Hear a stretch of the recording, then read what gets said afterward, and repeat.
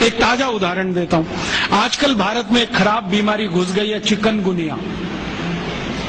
लाखों लोग प्रभावित हैं। मैं 6 महीने से गांव-गांव घूम के उसका इलाज कर रहा हूं और आपको सुनकर ताज्जुब होगा, ज्यादा लोगों को इलाज में मैं एक ही बात बताता हूं, तुलसी का काढ़ा पी लो, नीम की गिलोय होती है ना, उसको भी उसमें डाल लो, थोड़ा सूंठ डाल लो, थोड़ी छोटी पीपर डाल लो, बस ये 4-5 चीजें, और थोड़ा गुड़ डाल लो, क्योंकि ये कड़वा इतना है कि पी नहीं पाओगे। इतने मात्र से 3 खुराक में बीमारी ठीक हो रही है। और जो एलोपैथी से कर रहे हैं ना, बोवेरॉन के 3-3 इंजेक्शन ठोक दो, डाइक्लोफेनेक दे दो और पैरासीटामोल भी दे दो, जो तुम्हारे पास है सब दे दो। 20-20 दिन से बिस्तर में पड़े तड़प रहे, 20-20 दिन से। अभी आज मैं आया भीलवाड़ा से, और आने का देरी का कारण भी यही है कि वहां 1 लाख लोग चिकनगुनिया से पीड़ित हैं। वहां डॉक्टर आते हैं, राजीव भाई जरा बताओ ना। मैंने कहा अपना इंजेक्शन खुद क्यों नहीं ठोक लेते? कहते हमें मालूम है इसके साइड इफेक्ट क्या है। तो पेशेंट को क्यों नहीं बताते? इतने हरामखोर हो।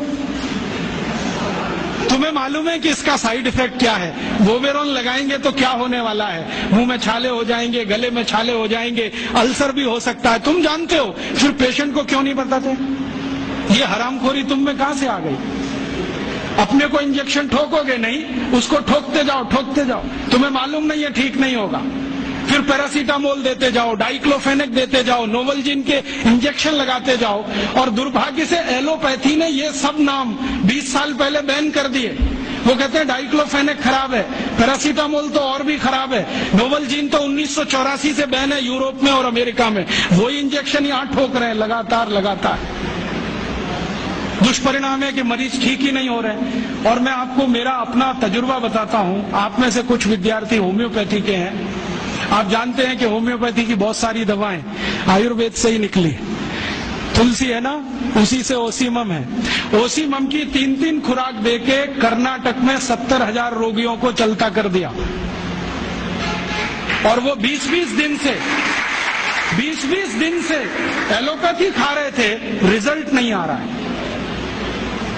ओसीमम 200 की 3 खुराक सफिशिएंट, और आदमी 20 दिन से तड़प रहा है बिस्तर में, न नींद आ रही है, न चैन मिल रहा है, इतनी उल्टियां हो रही हैं, बुखार उतर नहीं रहा है, सब तकलीफ है। 3 डोज दो, खत्म कहानी। मैंने उसको फिर कुछ जरूरत ही नहीं।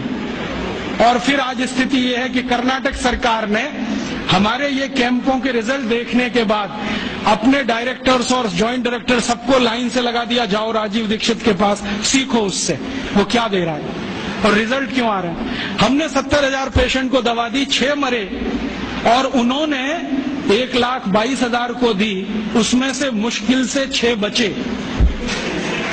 ये कर्नाटक का हाल है। कर्नाटक में चिकनगुनिया इतना बुरी तरह से फैला है, कोई गांव नहीं बचा जहां चिकनगुनिया ना हो। मेरी तो स्थिति यह है कि कार्यकर्ता कम पड़ गए, डॉक्टर कम पड़ गए।